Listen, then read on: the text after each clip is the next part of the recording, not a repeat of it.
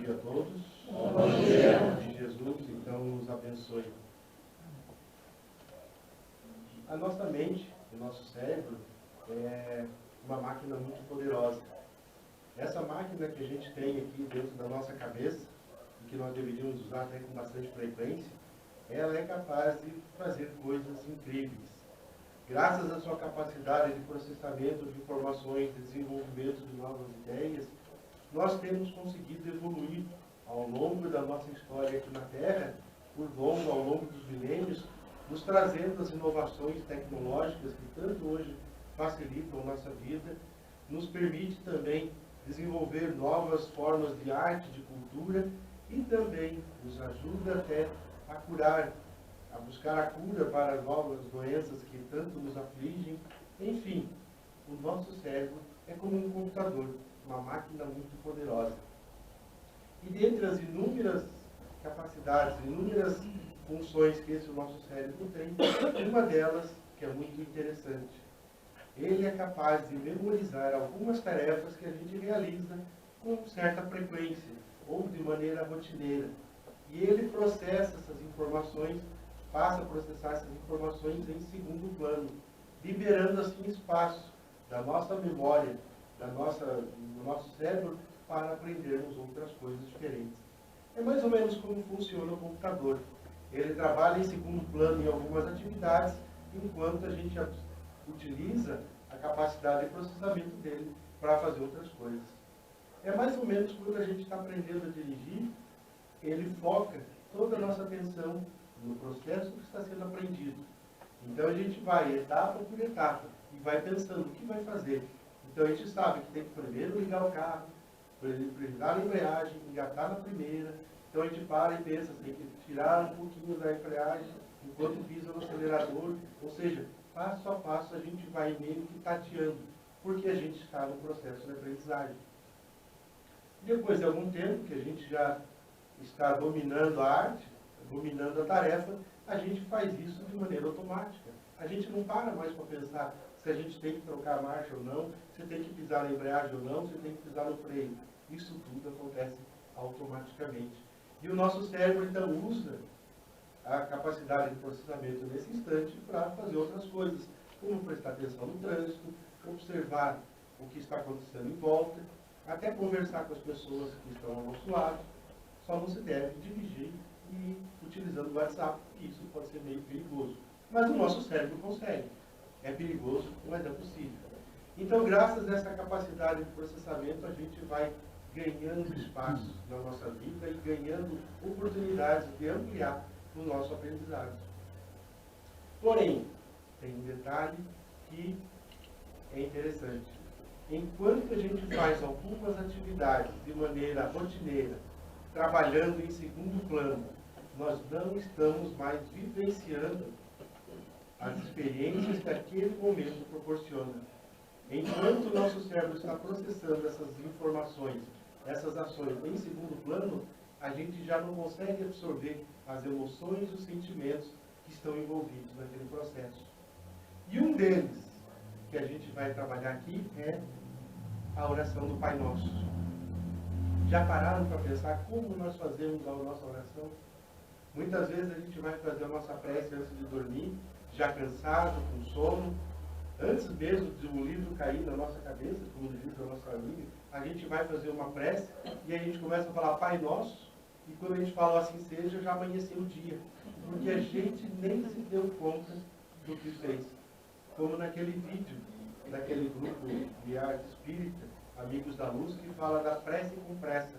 Então a gente fala a prece ali do Pai Nosso de maneira rotineira, mecânica, e não para pensar no que cada coisa daquela prece diz, do que cada verso que Jesus nos ensinou está dizendo. E a gente deixa então de absorver, de aprender com isso.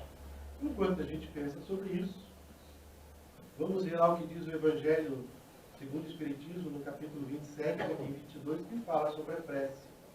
Então nos diz os Espíritos, ou Kardec, pela instrução dos Espíritos, o dever primordial de toda criatura humana, o primeiro ato que deve assinalar à sua volta a vida ativa de cada dia, é a prece. Quase todos vós orais, mas quão poucos são os que sabem orar. Que importa ao Senhor as frases que maquinalmente articulais umas às outras, ou seja, a prece mecânica e rotineira que a gente faz, fazendo disso um hábito, um dever que cumpris e que vos pesa como qualquer outro dever? Às vezes a gente tem que estar com cabeça para fazer prece, né? Para não falar a verdade. Mas a gente faz até porque isso se tornou um hábito, uma rotina. E a gente faz para cumprir um ritual, mas não coloca a nossa emoção ali. Não estamos ali verdadeiramente presentes naquele momento, naquele encontro com Deus, que na verdade prece é nada mais, nada menos que um encontro com Deus. O nosso Criador é o momento da gente chegar e conversar com Ele, trocar algumas ideias, buscar inspiração. E quando a gente faz isso de maneira rotineira, a gente não aproveita a oportunidade. E lá no capítulo 6, versículos 5 e 6 do Evangelho de Mateus, nos diz Jesus: e quando orardes, não sereis como os hipócritas, que gostam de orar pondo-se de pé nas sinagogas e nas esquinas das ruas largas, para se mostrarem aos homens. Amém vos digo que estão recebendo a sua recompensa. Tu, porém, quando orares, entra no teu quarto interno, e tendo fechado a porta, ora a teu Pai em segredo, e teu Pai que vê em segredo te recompensará. Esse quarto íntimo não é necessariamente o nosso quarto físico, onde a gente dorme, mas é aquele mundo íntimo onde somente nós temos acesso. É ali onde verdadeiramente a gente faz o nosso encontro com Deus, o nosso Criador, e expõe para Ele as nossas questões. E isso não precisa ser só na hora de dormir. Não precisa nem ser no nosso quarto. A qualquer momento, do dia ou da noite, onde nós estivermos, nós podemos nos recolher nos momentos mais difíceis. Nós podemos ali entrar nesse quarto íntimo, estando, por exemplo, no trânsito ou no ambiente de trabalho, quando a coisa fica meio conturbada, nós sempre conseguimos parar por um segundinho, fechar nossos olhos e entrar nesse quarto íntimo, onde Deus sabe das nossas necessidades, das nossas aflições, e com certeza vai nos dar a inspiração, a palavra amiga que nós sempre precisamos. Em verdade, Deus já sabe de tudo que a gente precisa. Ele sabe até do que a gente não precisa, mas quer. Mas é importante que a gente tenha esse contato, que a gente tenha esse encontro, porque isso alivia muito o nosso espírito, a nossa alma.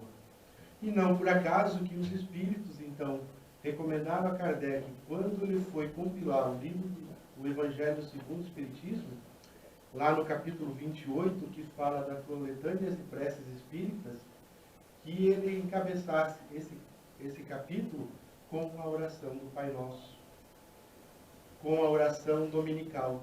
Mas não é dominical porque a gente já reza só no domingo. Dominical vem de domus, ou seja, do Senhor. Então, o Pai Nosso é a oração do Senhor. E ela não é uma oração qualquer que a gente recebe por WhatsApp, que a gente encontra num livro, que foi descrita por alguém. É a oração que Jesus, que é o nosso governador espiritual, o nosso modelo e guia de todas as horas, que nos trouxe. E se Jesus nos ensinou essa oração, é porque alguma coisa de significativo tem ali. Na verdade, tem muita coisa significativa, desde que a gente se desdobre a entender, a absorver o que ela nos diz.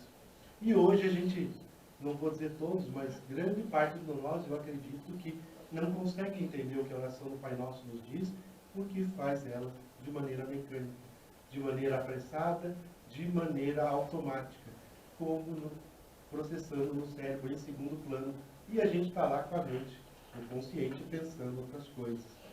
Então Jesus nos traz essa oração de maneira simples, singela, mas que nessa simplicidade das palavras traz um ensinamento profundo, muito grande para todos nós. E é por isso que Kardec colocou, então, encabeçando esse capítulo 28, a oração do Pai Nosso. E aí ele se desdobra a analisar, verso por verso, o que a oração nos diz. E é o que a gente vai fazer agora. Então a gente começa lá a orar, né? E dizemos: Pai nosso que estais nos céus, santificado seja o teu nome. Ou seja, a gente crê em Deus, a gente crê no seu poder, na sua bondade, em todas as maravilhas. A gente fala todas as noites na nossa oração Pai nosso que estás no céu, mas quantas vezes a gente verdadeiramente santifica o nome de Deus? Como nós sabemos, a prece ela tem 3 objetivos principais. Um deles, é o que a gente consegue ver bem, é pedir. A gente pode pedir coisas na prece, não é errado, não é pecado, não é nenhum problema. É nos permitido pedir. E a gente pede, né? Pede para casar, pede para separar, pede para ganhar aumento, pede para ter emprego, pede um monte de coisa. É possível e Deus vai nos atender na medida do necessário, não na medida dos nossos desejos, mas na medida da nossa necessidade, Deus nos atende. O segundo item da prece é o de agradecimento. Isso a gente quase não faz, né? A gente não cultiva muito o sentimento de gratidão. E é que às vezes a gente casa, às vezes a gente separa, às vezes a gente consegue emprego, às vezes consegue aumento, porque a gente pediu, mas depois que consegue, a gente esquece de agradecer. E o terceiro ponto, que é o que está nos dizendo a oração do Pai Nosso: santificado seja o teu nome, né? Pai nosso que estás no céu, santificado seja o teu nome. É o ato de louvar a grandeza divina. O ato de louvar e agradecer a Deus pelo dia que a gente tem, pelo lugar onde a gente mora, por todas as bênçãos que a gente tem. Não porque Deus é vaidoso e precisa disso, mas é importante para nós, como criaturas de Deus, termos esse sentimento de louvar. E a gente às vezes não faz isso. A gente fala na prece tudo isso, mas a gente não faz porque a nossa mente está distraída. Nós geralmente estamos olhando por umas telas pequenininhas ali e esquecendo de observar a grandeza que tem na natureza. Das grandes obras que Deus nos colocou, desde os pequenos detalhes até as coisas mais grandiosas que é o nosso universo, que está à nossa disposição todos os dias, para a gente meditar, para a gente refletir, para a gente admirar toda a grandeza do universo. Então a gente fala: Pai nosso que estás no céu, santificado seja o teu nome. Mas a gente não olha para que Deus nos deu. E a gente tem esse mundo todo à nossa disposição para trabalhar isso. E vamos pensar assim, né? Os Espíritos nos dizem que nós estamos num mundo de provas e expiações. Um mundo de provas e expiações é um mundo onde o mal ainda predomina. Então, não sei quanto a vocês, mas quando eu leio assim, a descrição de um mundo de provas e expiações onde o mal predomina, eu já imagino um cenário assim, meio apocalíptico, né? Carros pegando fogo, prédios destruídos, gente se matando por um pedaço de pão.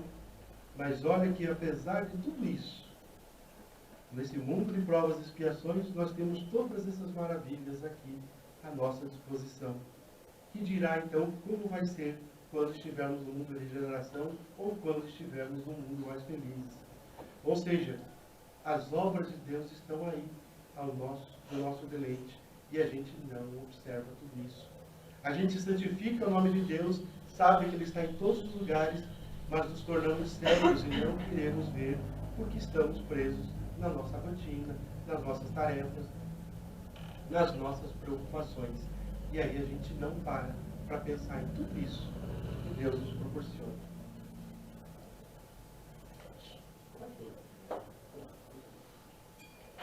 Eu estou um pouco resfriado, então minha garganta fica seca, desculpa. Então é uma coisa já para a gente pensar. Obrigado. Quando a gente for fazer a nossa oração, hoje à noite, ou hoje à tarde, em qualquer momento, e formos falar: Pai nosso que estás nos céus, santificado seja o teu nome, vamos começar a parar e pensar um pouquinho. E depois a gente vai dizer também: venha a nós o teu reino. E aí já começa a pergunta, né? Aonde está o reino de Deus? Então Deus nos concedeu leis plenas de sabedoria que nos dariam felicidade se cumpríssemos. As leis divinas fazem reinar a paz e a justiça. E a gente percebe então, como nos diz o Evangelho, que todas as misérias desse mundo provêm da violação das leis que estão em nossa consciência. Nós aprendemos no livro Céu e Inferno que o reino de Deus, assim como outros que não são tão bons assim, não são lugares específicos, delimitadamente, geograficamente delimitados em algum ponto. Tanto os estados de paz, de harmonia, que são o que a gente consegue colocar como reino de Deus, quantos lugares de dor, de aflição estão dentro de cada um de nós. Não vamos para um lugar sofrer ou para ter contemplação eterna. Todos esses estados de consciência estão dentro de nós. E a gente vai acessando e oscilando dentro dessas faixas de acordo com a ação do nosso pensamento. E as leis divinas estão aí justamente para dar o equilíbrio em tudo isso. Como diz o Evangelho, né, todas as misérias desse mundo provêm da violação dessas leis que estão em nossa consciência. Então, se a gente quer ter realmente o reino de Deus, esse mundo de paz e de harmonia que a gente tanto quer, é dentro de nós que a gente tem que buscar. É dentro de nós que a gente tem ali a chave para ter paz ou aflições, de acordo com a nossa consciência, de acordo com as nossas escolhas. Mas a gente tem essa possibilidade de acessar qualquer um desses estágios. Como somos seres ainda imperfeitos, a gente oscila muito, né? Então, nosso pensamento, a nossa vibração, parece aqueles gráficos da Bolsa de Valores, né? Tá, sobe e desce, ao longo do dia a gente vai oscilando. Mas é porque nós ainda não conseguimos encontrar o equilíbrio. Apesar de falarmos que Deus está em todas as partes, a gente santifica o nome de Deus e pede que Ele nos dê o teu reino, mas a gente não consegue acessar esse reino porque estamos em desacordo com as leis divinas. E as leis divinas, elas são não inflexíveis, mas elas são imutáveis, elas são permanentes. Diferente das leis humanas, que a gente vai interpretando e manipulando de acordo com o nosso interesse e nossa vontade. Podemos até criar leis específicas para atender os nossos interesses, os nossos objetivos. Infelizmente, no mundo dos homens, no mundo material, isso acontece. Mas as leis divinas, elas são justas e perfeitas. Porque justo e perfeito é Deus. E Deus não faz nada por acaso. E nem é injusto com ninguém. A injustiça é uma palavra que não existe no dicionário divino. Tudo de acordo com os seus princípios. E todas as nossas aflições, ou seja, os estados de aflições ou o reino de Deus, estão de acordo com a lei de causa e efeito, ou ação e reação. Ou, como diz mais comumente aí, a lei do retorno. Porque tudo que a gente semear vai acabar vindo. Então, nos diz Jesus, citado por Amélia Rodrigues no livro Luz do Mundo, que nos diz ela assim, que o reino de Deus está dentro de cada um que o deseje. Não é um trabalho externo, é antes o resultado do excelente labor anônimo e sacrificial das noites de silêncio, nos dias de angústia e dor libertadora. Ninguém o verá, e esse herói, aquele que o conseguir realizar, não receberá aplauso, passando entre os homens desconsiderado, incompreendido, malsinado, todavia em paz consigo mesmo, em harmonia com Deus. Ou seja, quando cumprimos aquilo que nos cabe no universo, quando cumprimos com aquilo que nos cabe no desenvolvimento das nossas experiências aqui na Terra, nós vamos obtendo naturalmente o resultado de tudo aquilo que a gente planta, o resultado de tudo aquilo que a gente semeia. E não tem como ser diferente. Se a gente semeia pepino e abacaxi, não dá para esperar receber, colher morangos ou cerejas. Não vai acontecer. Tudo vai das nossas ações. E esse resultado, essas aflições ou o reino de Deus, vai estar exatamente de acordo com o nosso cumprimento das leis divinas. Então é interessante a gente notar que a gente pede na oração todas as noites, venha a nós o teu reino, mas a gente pouco faz para poder merecer esse reino. A gente fica esperando que terceiros resolvam nossa situação, a gente espera que o governo resolva a nossa situação, a gente espera que os espíritos de luz desçam ao nosso plano para resolver a nossa situação, e a gente pouco faz, efetivamente, para ter esse retorno. Então não dá para esperar o reino de Deus se nós não fizermos a nossa parte. Se nós não darmos o nosso auxílio em nossa própria felicidade. Como nos diz Jesus em outro ponto do Evangelho, ajuda-te que o céu te ajudará. Ou seja, faz a tua parte, trabalha, espera, confia que o reino de Deus vai chegar para nós sem dúvida nenhuma. Mas vamos continuar. a gente fala também na nossa oração, faça-se a tua vontade, assim na terra como no céu. Esse é um grande problema que a gente tem.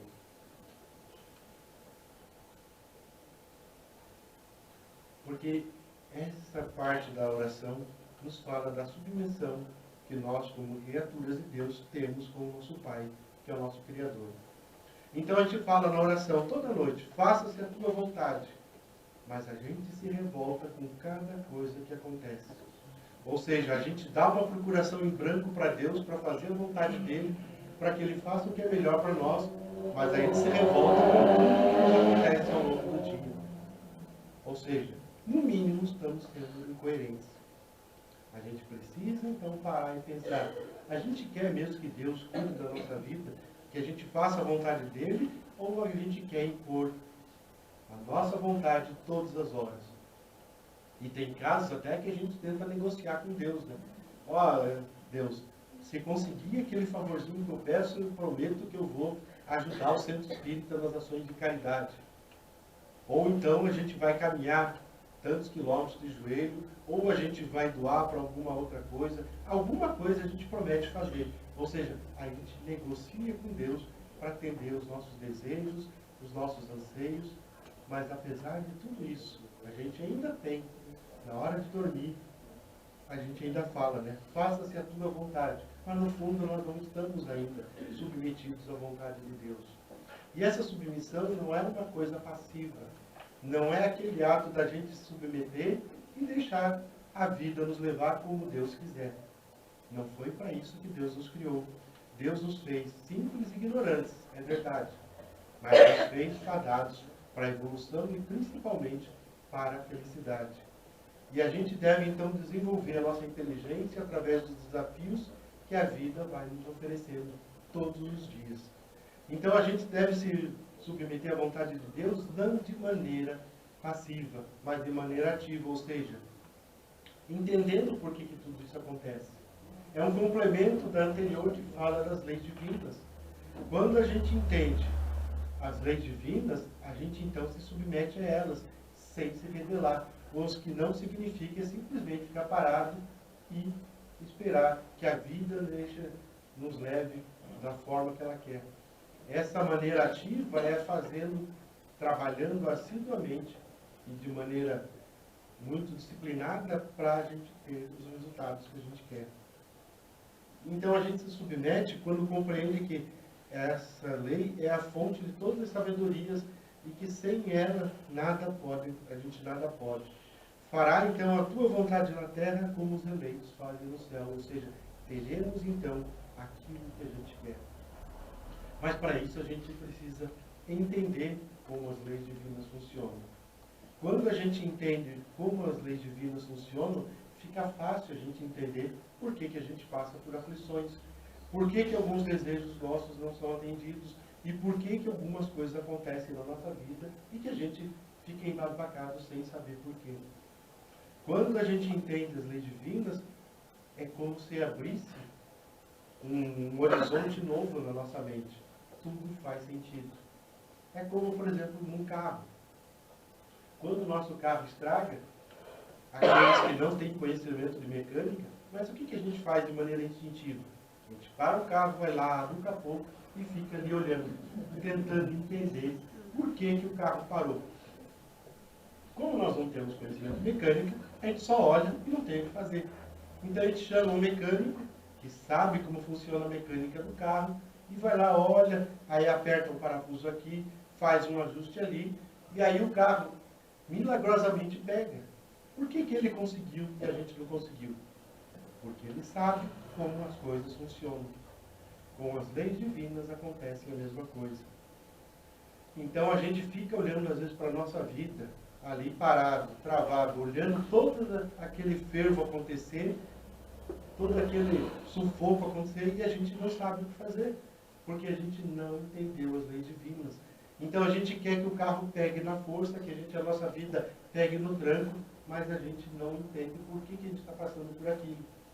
E aí vem Deus, vem Jesus, que olha para a nossa vida e dá um aperto aqui, faz um ajuste na nossa vida ali, e a gente chama esses apertos e ajustes geralmente de dor, de de aflição, de dificuldade, mas é a forma como a gente vai para frente.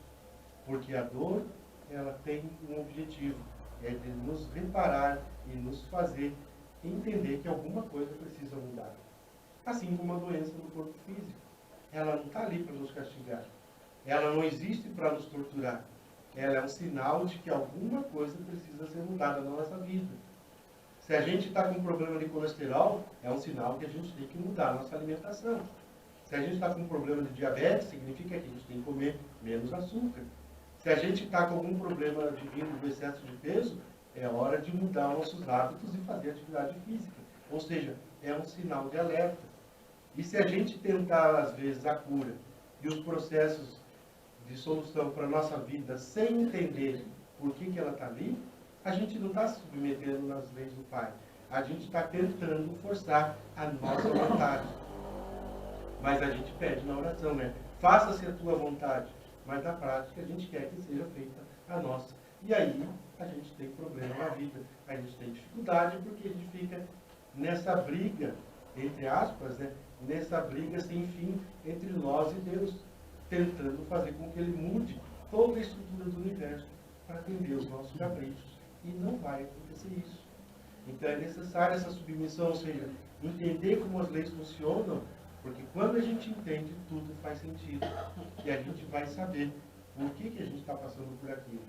E quando a gente sabe por que a gente está passando por aquilo, a gente submete, entende. E aí a gente finalmente diz, faça-se a tua vontade, assim na terra como no céu. Porque a nossa vida ela não está limitada ao planeta Terra, está a todo o universo.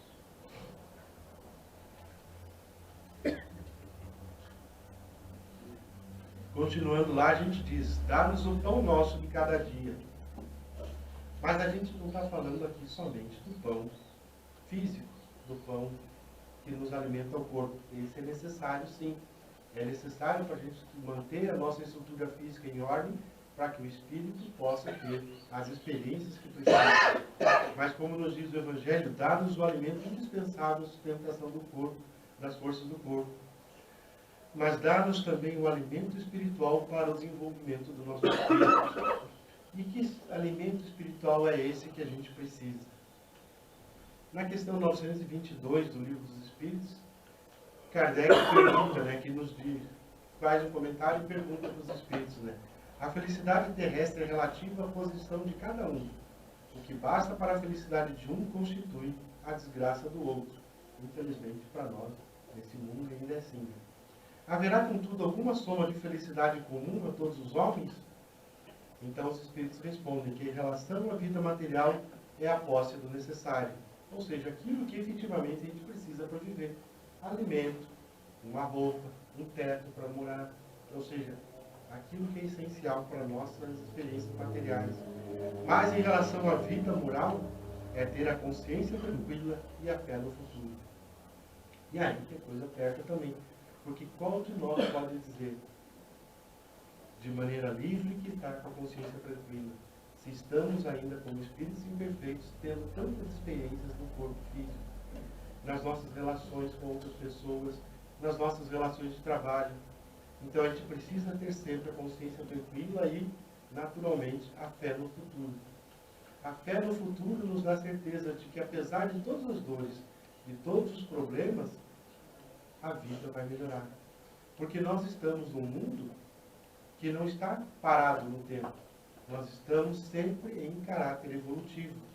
Deus nos fez simples e ignorantes, como falamos, mas fadados à evolução. E essa evolução não tem retrocesso. Nós estamos sempre evoluindo. O que nos faz concluir de maneira imediata? O que a gente pensa quando percebe que a nossa vida não tem retrocesso e só está fadada à evolução? Que nós estamos sempre no melhor momento das nossas vidas.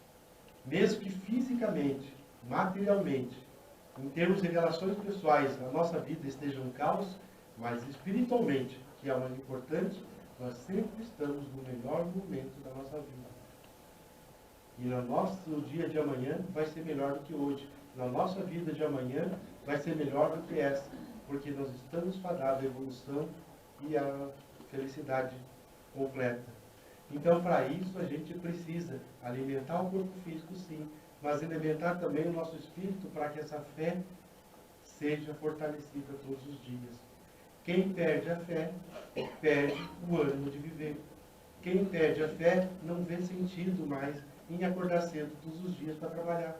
Quem perde a fé não quer levantar porque sabe que não vai ter sucesso. Mas a fé no futuro, ou seja, a fé de que a nossa vida vai sempre melhorar, espiritualmente falando, ainda que passamos por percalços materiais, nos dá a certeza de que a gente vai superar todos os dias nossas dificuldades e que nós vamos então poder acessar o reino de Deus desde que a gente faça esse nosso esforço de auto-melhoramento. E é para isso que a gente precisa do pão nosso de cada dia, para alimentar esse processo. Porque se a gente não alimenta a nossa fé e também o nosso corpo físico, a gente para no tempo. Regredir não regrediremos, mas vamos ficar estacionados ali por um bom tempo, até que a vida ou o universo nos empurrem para frente. Então é necessário que a gente peça. Não é nenhum problema a gente pedir sim o pão nosso de cada dia, o alimento que a gente precisa, mas não esquecendo também do alimento espiritual. Aquilo que nutre nossa alma e dá ali a certeza de que a fé no futuro vai nos ajudar a caminharmos todos os dias de maneira melhor. E aí vem o que eu considero uma das partes mais difíceis para a gente. Se a gente consegue passar por todos os outros versos da oração de maneira mais ou menos tranquila, aqui fica mais complicado. Perdoa as nossas dívidas. Nós falamos todos os dias na oração, não falamos? Como também perdoamos a quem nos deve. Esse a gente esquece de fazer. Todos os dias a gente pede para Deus perdão pelos nossos erros, pede perdão pelos nossos deslizes, pede perdão por todas as bobagens que a gente faz, mas não fazemos o perdão àquelas pessoas que nos agrediram, que nos magoaram, que nos traíram. A gente fica alimentando aquela dor, aquela ira, aquela raiva, ou, como diz a palavra, o ressentimento. O que é o ressentimento? É ressentir. Ou seja, a gente acorda e lembra do que o sujeito fez para nós no dia de ontem. E fala, como que aquela pessoa teve o disparate de me falar tudo aquilo, de fazer aquilo comigo. E a gente passa o dia amargurado. Aí no dia seguinte a gente lembra de novo, então a gente ressente tudo aquilo, ou seja, a gente fica requentando esse sentimento de raiva, de angústia, de mágoa, e não consegue viver. Porque a gente acha que se a gente perdoar, nós estamos não só alimentando o nosso orgulho, mas a gente acha que a gente está alimentando um sentimento de impunidade. É muito fácil para o sujeito, vai lá, me agride, me trai, fala um monte de coisa, eu vou lá, perdoo, e ele acha que está tudo bem, que nada vai acontecer. Então a gente não perdoa porque a gente quer que a pessoa sinta a mesma coisa que a gente. É um sentimento ainda de vingança. A gente quer que o outro sofra a mesma coisa que a gente sofreu. Só que a gente fala na oração do Pai Nosso, perdoa as nossas dívidas, como perdoamos a quem nos deve. E aí tem esse ensinamento de Jesus, que está lá no capítulo 5 de Mateus, que eu acho fantástico. Reconciliai-vos o mais depressa com o vosso adversário, que muitas vezes a gente chama de esposa, marido, filho, sogra, cunhado, irmão, colega de trabalho, companheiro da casa espírita, seja o nome que a gente der. E aí que está, assim, a chave de tudo. Enquanto estais com ele a caminho. Vou repetir. Reconciliai-vos o mais depressa com o vosso adversário, enquanto estais com ele a caminho. Porque verdadeiramente nós não sabemos quanto tempo nós temos ao lado das pessoas. Por isso que Jesus nos disse o mais depressa possível. Deus, na sua infinita sabedoria, nos planejou essa encarnação e colocou a gente todo mundo junto, para que a gente pudesse, com a bênção no esquecimento, apagar as mágoas do passado e aprender, ou melhor, reaprender a conviver e amar. E se a gente não aproveita esse momento em que estamos juntos, talvez tenhamos muito mais tempo para se reencontrar de novo. Reconciliar-nos enquanto está de pelo caminho, porque nós não sabemos quanto tempo a gente tem. Porque não sei se vocês sabem, A nossa vida espiritual é eterna. Mas esse corpinho aqui que estamos habitando agora não é eterno. Nós não sabemos quanto tempo a gente vai durar nessa terra. Ou alguém sabe os dias e horas tem de vida ainda nesse plano. Nós não sabemos. E como não sabemos quando a gente vai voltar para casa, é que cada minuto é importante. Por isso que Jesus nos diz, reconciliai-vos o mais depressa, enquanto estáis com ele a caminho. Porque pode acontecer de amanhã eu não acordar. É possível. Não é um desejo, não é uma praga, não é nada disso. Mas é uma realidade. Eu posso dormir hoje e não acordar amanhã. E se por azar eu desencarno bem nesse momento em que eu estou com raiva de alguém, ou envolvido em algum processo de vingança contra alguém que me magoou, como é que vai ficar a minha situação?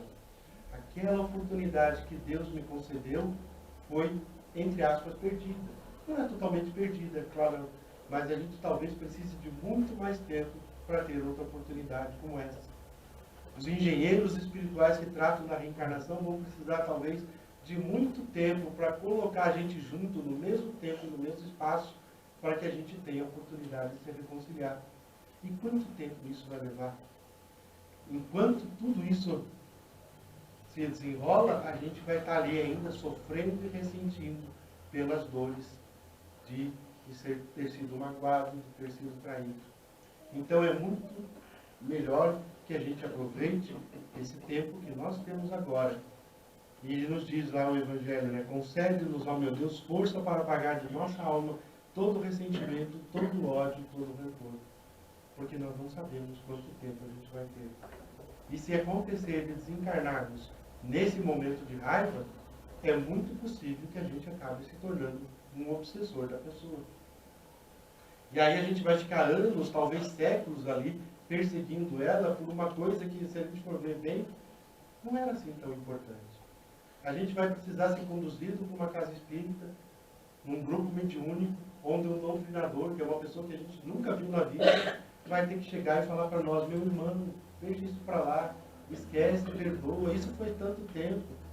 E aí quando a gente viu, já passou 300 anos. A gente passou 300 anos sofrendo e se angustiando por causa de uma pequena coisa, que tudo poderia ter se resolvido com uma simples palavra. Me desculpe, perdoa, eu também te perdoo.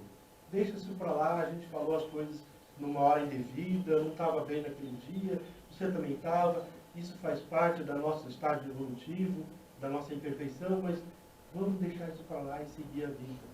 Ou seja, perdoa as nossas dívidas, perdoa os meus erros, perdoa as minhas bobagens, mas eu também devo perdoar aqueles que nos fizeram isso. Ou seja, é um caminho de mão dupla. Se a gente não fizer isso, de nada vai adiantar a gente falar na oração do Pai Nosso todas as noites de maneira mecânica, se a gente realmente não trazer isso para o nosso interior, para a nossa vida, para o nosso dia a dia. E aí nos diz o Evangelho, a oração continua, né? Não nos entregue à tentação, mas livra-nos de todo mal. Ou seja, Jesus está nos chamando a atenção aqui para a necessidade de vigiar e orar. Não vigiar a vida do outro, o WhatsApp do outro, o Instagram do outro, o Facebook do outro, mas vigiar a nossa própria vida, as nossas próprias ações, os nossos pensamentos. E orar, porque a oração nos dá força para manter as nossas atitudes dignas nesse momento. Porque nos diz o Evangelho lá de Mateus, porque em verdade o Espírito está pronto. Ou seja, nós temos a predisposição para perdoar, para viver em paz, para viver em harmonia com Deus, para não ficar entregue à tentação. Mas a carne é fraca, ou seja, os nossos instintos ainda são muito fortes enquanto a gente está aqui no plano físico. Então a gente precisa vigiar e orar para não entrar em tentação. Porque se nós não percebemos, não vigiarmos nossos pensamentos, nós mesmos, né, que na verdade nos colocamos em tentação.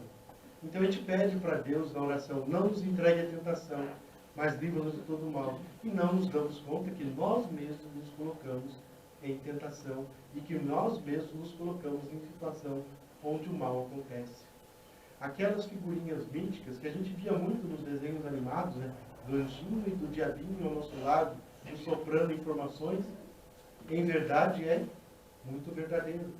Nós temos sim nossos espíritos de luz, nossos mentores que estão sempre ao nosso lado, nos soprando bons ensinamentos, nos soprando para fazermos boas ações, nos soprando bons conselhos, mas também tem os nossos inimigos do passado. Aqueles seres que ainda são tristes e que querem nos deixar tristes também e que ficam nos soprando coisas erradas para fazer. Vão nos soprando, vão nos tentando, porque o caminho da perdição, como diz outra parte do Evangelho, é muito fácil. Na passagem da porta estreita diz: entrai primeiro pela porta estreita, né? Porque larga é a porta da perdição. Porque é muito fácil a gente praticar o mal ainda nessa terra. Se nós não vigiarmos nossos pensamentos, nossas ações, não estivermos sempre em contato com Deus através da oração, para nos dar força, é muito fácil a gente entrar em tentação.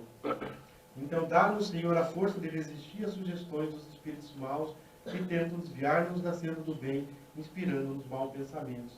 Então, eles vão nos soprando ideias que, se calarem com os nossos instintos ainda inferiores, vão fazer um estrago no nosso espírito. E é tudo forma de ver. Seja as pequenas tentações, como não devolver um troco errado, ou dar uma gorjetinha para o guarda para não ser multado, ou responder uma piscadinha de alguém que nos oferece, mesmo sabendo que a gente tem um compromisso afetivo. Ou seja, o mal está sempre permeando a nossa volta, esperando somente uma brecha nossa para que ele faça efeito.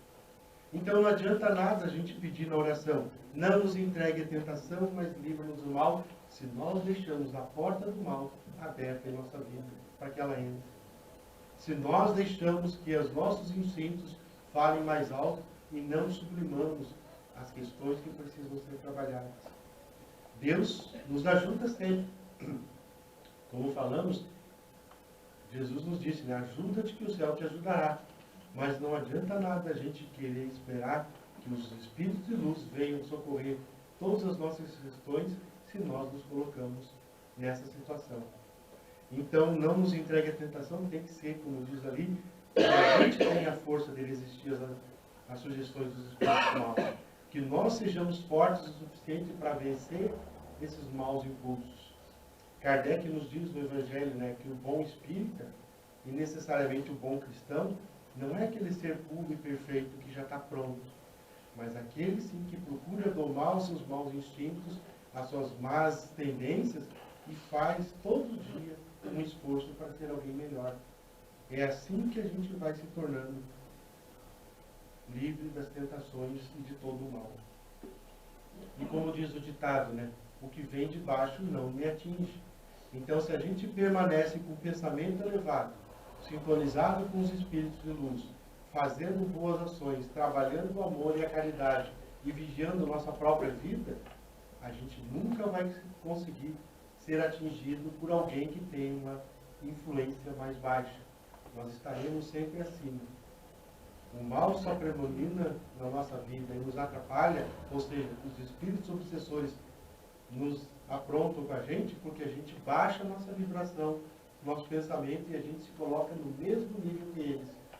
Mas basta que a gente eleve o nosso pensamento, a nossa vibração, seja com oração, seja com estudo de boas obras, cuidando com o que a gente vê, cuidando com o que a gente escuta, cuidando com o que a gente lê, mesmo que a gente pense que está sozinho em casa. Paulo de Tarso nos diz, né, que nós somos cercados por uma nuvem de testemunhas. Então não pense que para a gente estar sozinho em casa, a gente pode ver algumas coisinhas na internet. Alguém sempre vai estar vendo.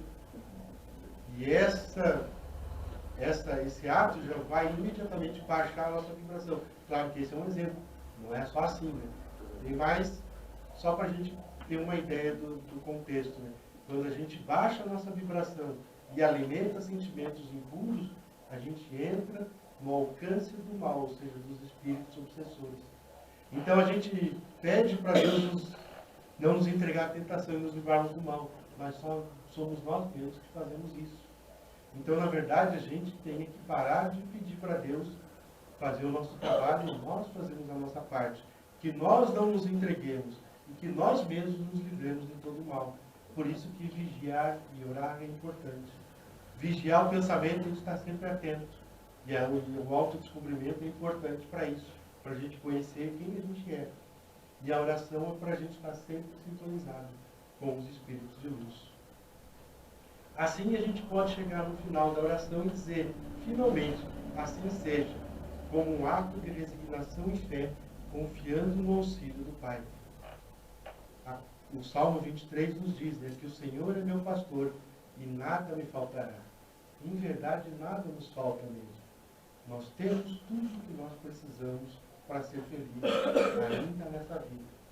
Nós temos tudo o que precisamos para viver bem em harmonia com todos.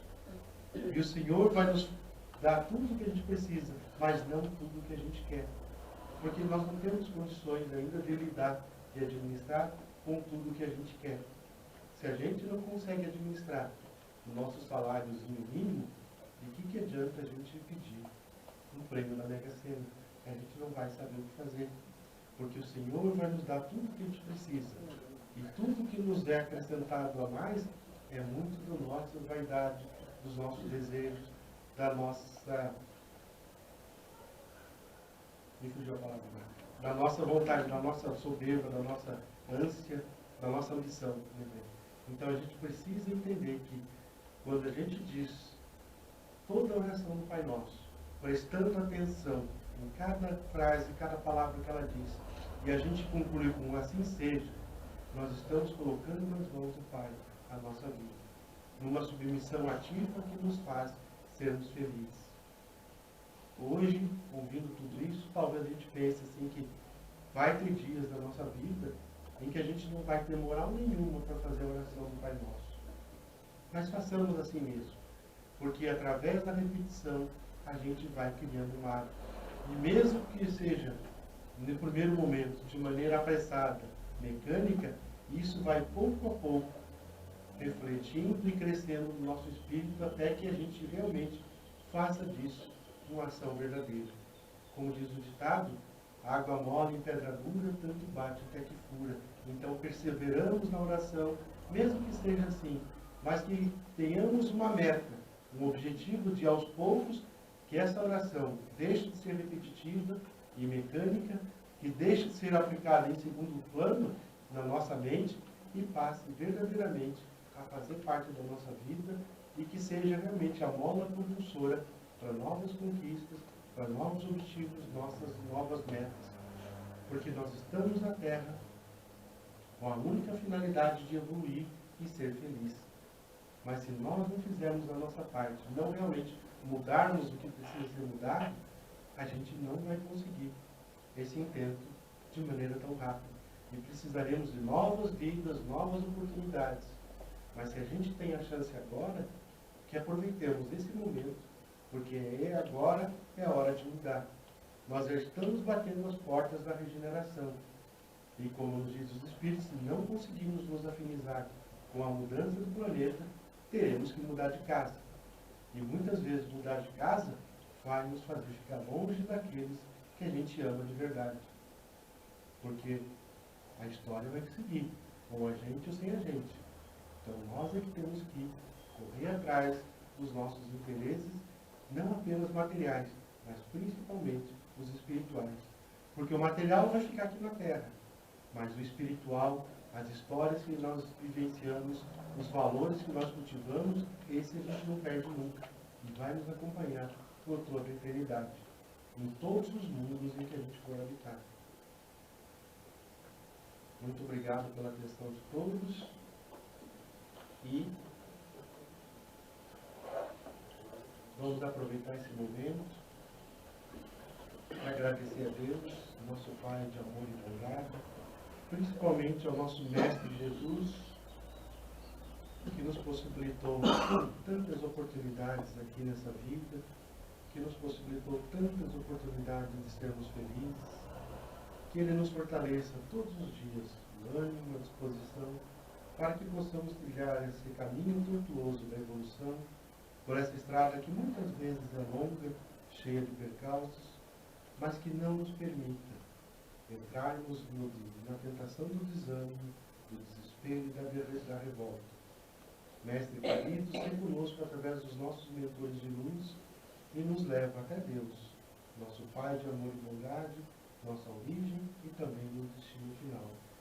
Jesus, querido amigo, está conosco, hoje e sempre, que assim seja. Muita paz.